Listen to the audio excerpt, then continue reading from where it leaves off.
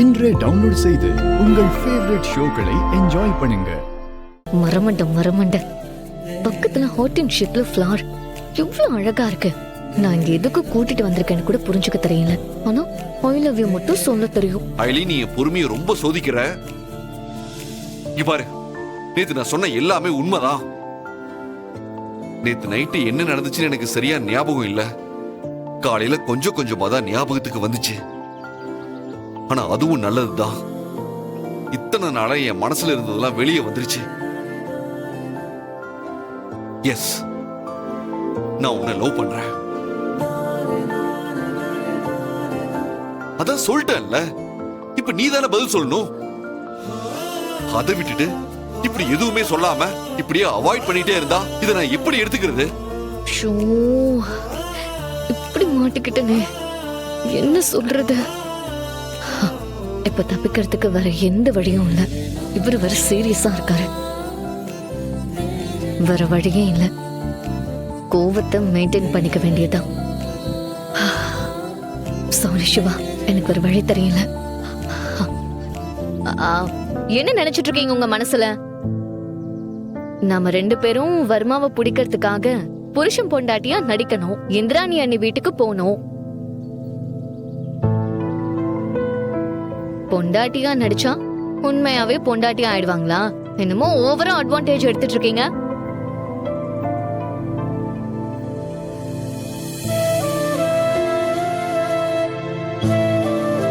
என்னமோ உரிமையா சாப்பிடுறியான்னு கேக்குறீங்க, பூ பறிச்சு கொடுக்கறீங்க, இப்போ கிஃப்ட் எல்லாம் வாங்கி கொடுக்கறீங்க.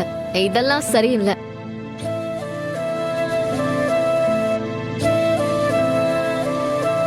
ஐலி, நிஜமாவே நீயா இப்படி பேசுற? உங்க கண்ணு முன்னாடி தானே நின்னு பேசிட்டு இருக்கேன். இல்ல ஐலி, நான் இத நம்ப மாட்டேன். நீ இப்ப பேசுறது எல்லாமே பொய். உனக்கும் என்ன பிடிக்கும், ஆனா ஏன் தெரியல அது நீ சொல்றதுக்கு தயங்குற. அதனாலதான் இப்படி என்ன பிடிக்காத மாதிரி நடிச்சுக்கிட்டு இருக்க. நான் உங்ககிட்ட நடிக்க வேண்டிய அவசியம் என்ன இருக்கு?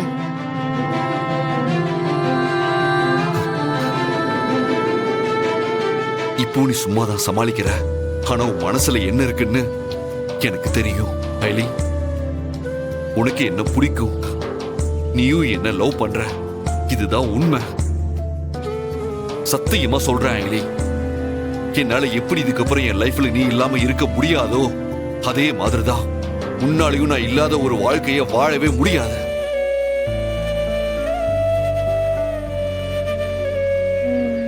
அப்படி இல்லைன்னா என்னைக்கும் செத்து போயிருக்க வேண்டிய என்ன எதுக்கு நீ காப்பாத்துன?